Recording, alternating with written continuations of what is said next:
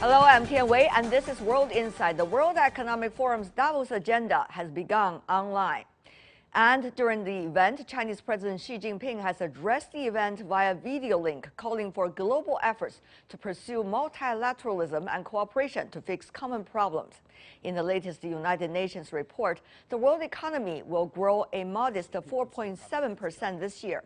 That's after shrinking 4.3% in 2020, no thanks to the raging pandemic. Meanwhile, China has overtaken the United States to become the largest recipient of foreign direct investment.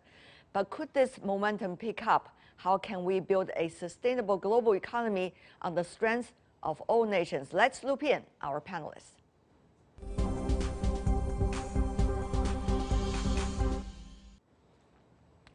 For more, let's go to our panel. Joining us in Hong Kong, Everett Xie, Chairman and CEO of Gaofeng Advisory Company. In Washington, D.C., via Skype, Anna Ashton, Vice President of the Government Affairs from the U.S.-China Business Council. Good to see you, Anna. And here in Beijing, Xu Sitao, Chief Economist from Deloitte China. Ladies and gentlemen, welcome to the program.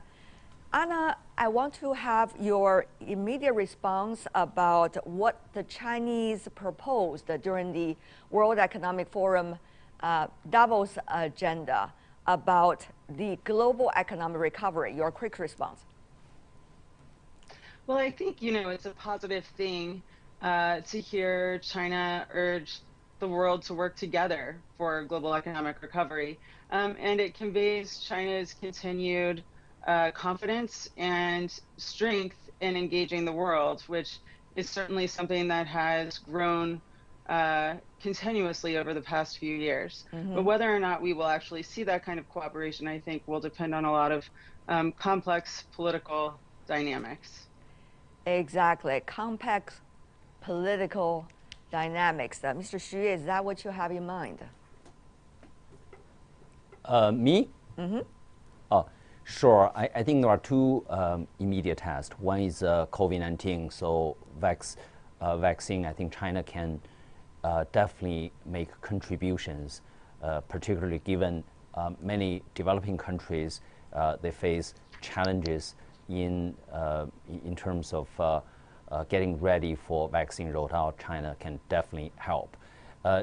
In the medium term, in the wake of COVID-19, there will be a debt burden for some low-income countries.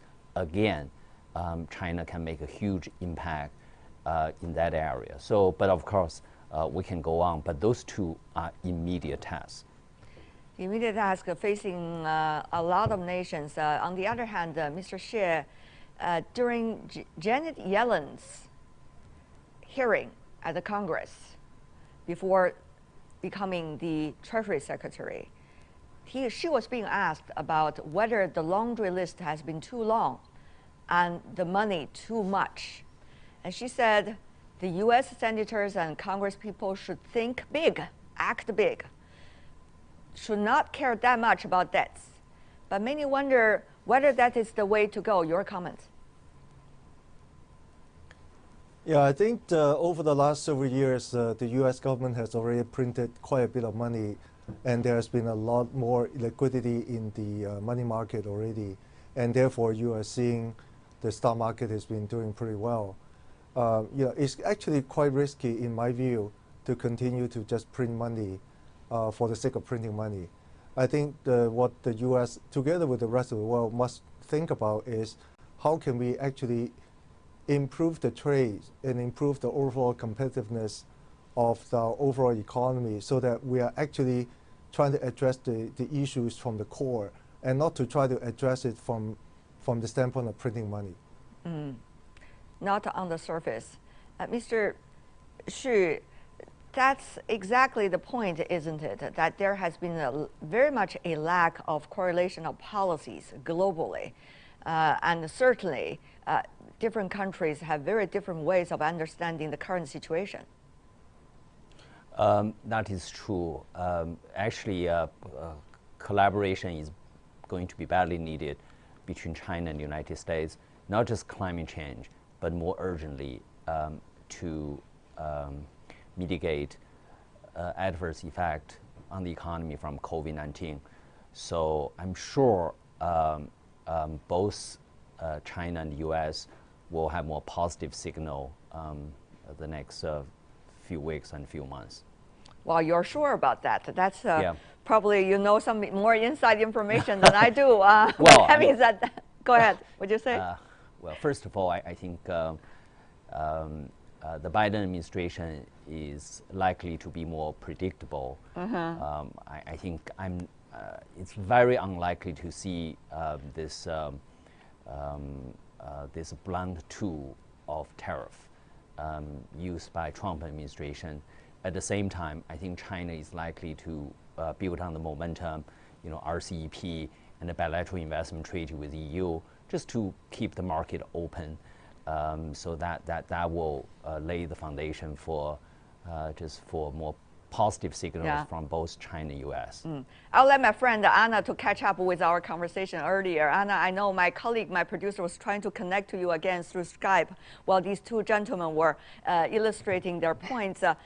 They're already talking about China-U.S. relations, so go ahead about whether in the next few weeks and likely the first half of the year, much interactions between China and the United States for the positive side.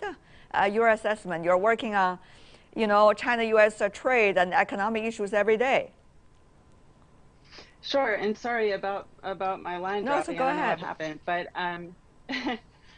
I think that I agree that the Biden administration is likely to be more predictable in dealing with China, but we're still waiting for the Biden administration to be fully in place, and we only have some of the key players on U.S.-China relations in place now. Most of them are more national security focused than economics and trade focused. So I think there's still a lot that remains to be seen in terms of what the Biden administration's approach is going to be. Yesterday, the White House press secretary made clear that the Biden administration is viewing the relationship as challenging and has called for bipartisan efforts to reach agreement on a new strategy towards China. I think that, we've been talking ever since the campaign was underway about the fact that Biden was signaling that he clearly wanted to take a tougher stance on China than was the case prior to the Trump administration. Even if it's a tougher stance, though, I expect that it is going to be more predictable and more transparent. The fact that they're reviewing Trump administration policies and regulations that have been rolled out in the past many months and are taking a wait-and-see approach in terms of whether or not they're going to continue with some of those policies and regulations, I think is a good sign. Yeah.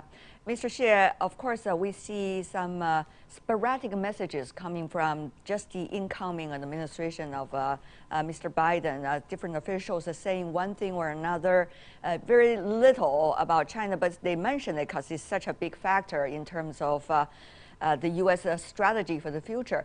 Mr. Xie, some were saying, using the word patience.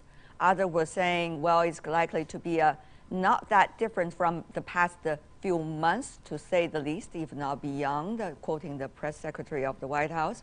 And others are saying, different things, saying that China needs to implement, for example, the earlier trade agreement with the United States, such as illustrated by Secretary Yellen. So there are just sporadic cases, things coming out. So tell me more, Mr. Xie, about all of these, mixed information. What does it say to you, and what is likely to be the best way out, do you think, for the two? Yeah, you're right. We're getting very different messages from different cabinet members from the Joe Biden administration so far. But if I, sort of follow through and sort of pick up the key elements, what people has been saying, is that it seems to be a certain continuation of what Trump has been doing. Certainly from the standpoint of the tariffs issue that I think Mr. Xi already talked about. At the same time, I believe that the cabinet members, in particular Tony Blinken, has come out to say that the way to compete with China is really to try to improve the overall competitiveness of the U.S. itself, And much of the U.S. competitiveness or U.S. problem is actually domestic driven. And he was talking about, in fact, the foreign policies of the U.S., in particular with respect to China, is actually related to how the domestic policies should be addressed. So in my view, what the Biden administration would do over time is that they would devise certain kind of competitive strategy or competitiveness policies that will aid the development of the U.S. competitiveness against China. All right. Well, it seems that both countries are realizing that the policies toward the other also has a close link with how it wants to develop within the country and the internal policy, shall we say. Having said that, though, let's see what they are doing. China, for example, if we take a look at some of the latest numbers, was the only major economy last year to see positive growth. The International Monetary Fund said China's COVID response and economic policy contributed significantly to its economic rebound. If we can take a look at this quote. I think policy played a very important role for China's recovery, and the recovery is remarkable in the sense that it has been ahead of other economies of China's size. So policymakers did, at least three things. They helped to contain the virus. They worked to mitigate its impact on the economy. And then as the virus was under control, macroeconomic policy efforts played a very important role in supporting the recovery. So this is why we think we do have a recovery that will continue into 2021, coming strong out of especially the fourth quarter last year. That is coming from the IMF official. And Mr. Xu, FDI is another barometer. The U.S. 2020 FDI decreased about 49%. China increased about more than 4%. So huge difference. But some say it's only temporary because the money just go to a place where there seems to be more opportunities. And sometimes it stays temporarily. Mr. Xu, your analysis. Well, first of all, I think the drastic decline of FDI into the U.S. Might be temporary.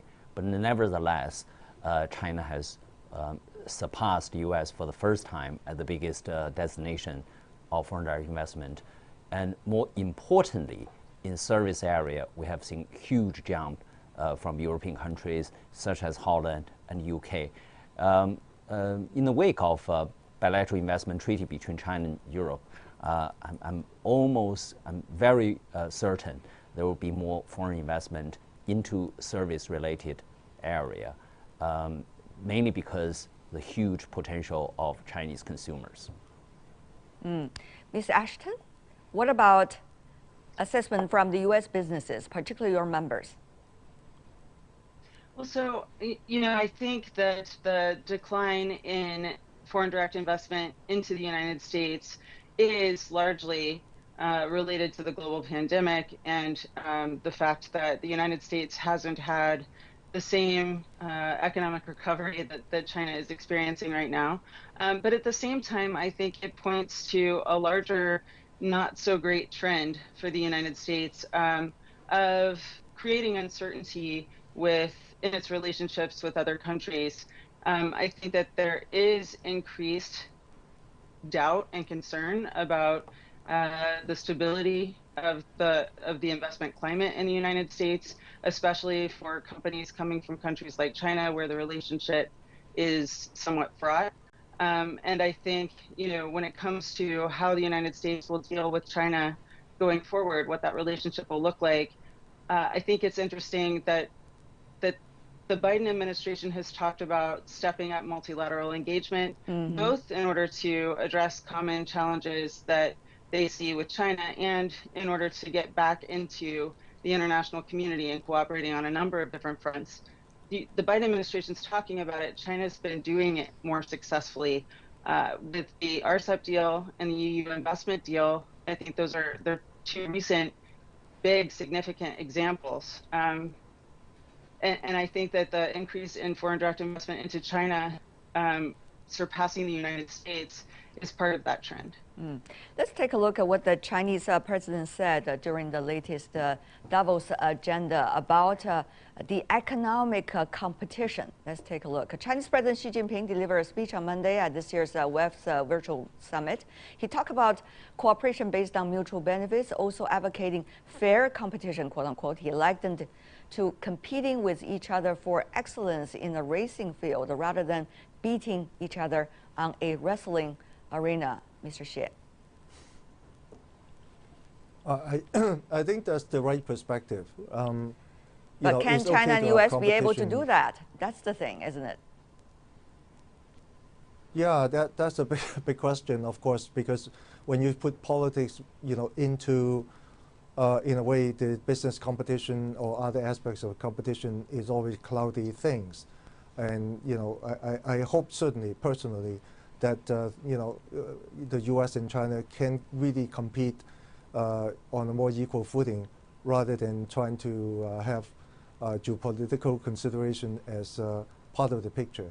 But in reality, of course, it's not that simple. Yeah. But it's a good vision that President Xi has laid out for, I think, for China and the U.S. and for the matter for the rest of the world. Ms. Ashton, there are a lot of things, almost immediate actions that both sides could take to make things better in terms of the overall relationship, I mean. Of course, some of the details are extremely hard to hammer out because it needs a lot of interactions and trust sometimes, even though the last is a very rare commodity. So, Ms. Ashton, at this point, what kinds of possibility are we looking at over the next few weeks and months? I feel like the Biden administration is, in terms of its actions, is largely going to be focused on domestic issues for the next few weeks anyway. Yes. The pandemic situation in the United States is still severe, and the economic situation is not great either. And those are going to be the most pressing concerns for the Biden team. In addition to that, they're going to want to have all of their cabinet members in place, all of their key appointees for foreign relations in place before they start moving forward with actions that significantly change the direction of policy on any particular front in the U.S.-China relationship. That being said, I think that the signal yesterday from the White House that they are reviewing, they're going to have an interagency review of many of the policies and regulations directed at China by the Trump administration, is an important signal that says that they're not necessarily committed to sticking with all of these controversial and tension-inducing policies and regulations. That being said, they haven't said that they're definitely going to roll them back. We may see some tariff rollbacks, but I'm not so sure about the rest of it. But it's not just China and the United States that really need to figure out. The rest of the world really want China and the United States to figure it out because they are also in a trouble spot if the two doesn't figure it out. Mr. Xi, for example, the appellate body of the WTO, World Trade Organization, we have heard from certain sources, as reported in the media, suggesting that the U.S. might not be able to, at the very beginning of the term, to address the appellate body issue. As we know, by the end of 2019, the number of appellate body judges already run out. So, which means the international trade mechanism does not have teeth for quite some time already. But the world's trade is still going around. And therefore, this is only one of those examples in which the U.S. has to play its role, China and U.S. has to work together, and the international mechanism has to work. Mr. Xu, I didn't leave you much space to comment, but I do want to hear your comment about that too. Well, first of all, China can do a lot, even without meaningful reform of WTO. So, for example, just continue to build on the momentum of RCEP and the bilateral investment treaty with the EU. For example, and China can bring down import duties for medical-related product. For example, China can maybe start negotiating on CPTPP. For example, China can accelerate economic integration with neighbors in North Asia, Japan and South Korea. A lot of things China can do. I'm sure this will create a sense of urgency for the Biden administration. So I'm not that pessimistic as your question has suggested. Mr. Xie, I don't think my question suggested any pessimism, but rather a reality or reflection of the realities. But Mr. Xie, go ahead. Yeah, I think it's still possible to find certain areas of commonalities or common interests that the two countries can start working together. And I think areas such as climate change, areas such as sustainability, and of course the fight against the pandemic. Those are the areas that, in a way, the two countries as well as the rest of the world face the common purpose or common enemy. So I think if we start to address those kind of issues of working together on a more multilateral way, then perhaps through the way the two countries can find out actually there are ways that we can work together rather than try to debate or compete head on every time. Ms. Ashton, rationality is extremely important. Sincerity, even for one's own country's real interests, is extremely important, not just playing politics. Now, how much do we think that the current atmosphere would be created in a way for both sides to move in that direction and certainly benefit the multilateralism, at least the international mechanism?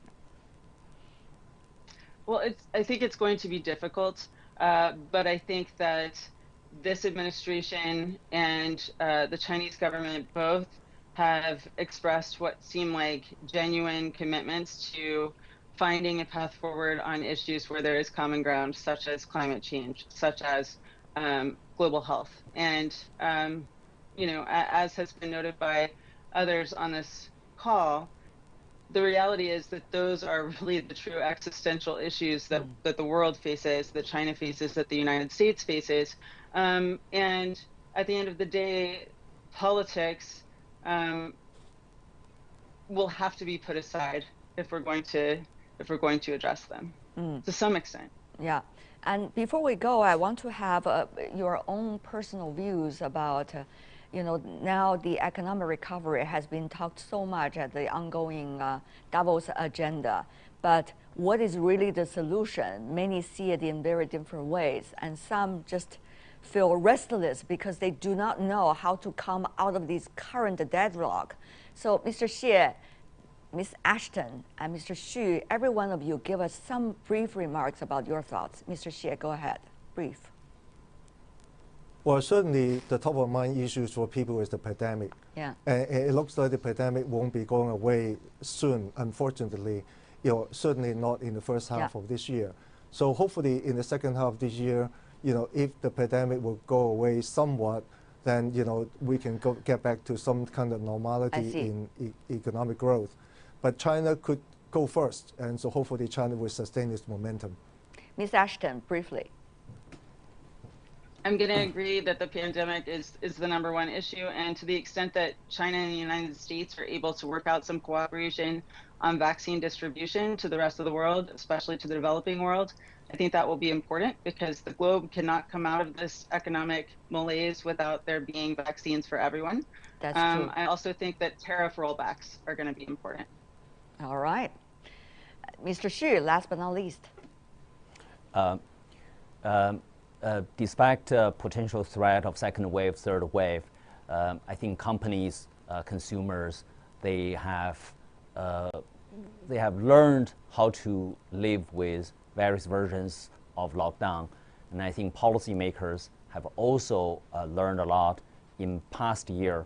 So I'm more optimistic. So for China, I think, given the strong recovery, I think it's maybe we need to pay more attention to inflation. All right. There are a lot of points that you have all raised. Thank you so much for your insights. I know it's a moving picture. Everything is changing almost every day. We hope it's for a better direction. Thank you so much. Edward Xie, Anna Ashton, Xu Citao. Really appreciate it. And be safe wherever you are.